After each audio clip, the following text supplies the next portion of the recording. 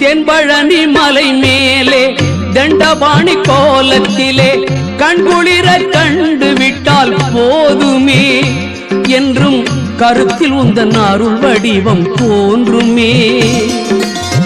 தென்பழனி மலை மேலே தண்டபாணி கோலத்திலே கண்குளிர கண்டு விட்டால் போதுமே என்றும் கருத்தில் உந்தன் அருள் வடிவம் தோன்றுமே.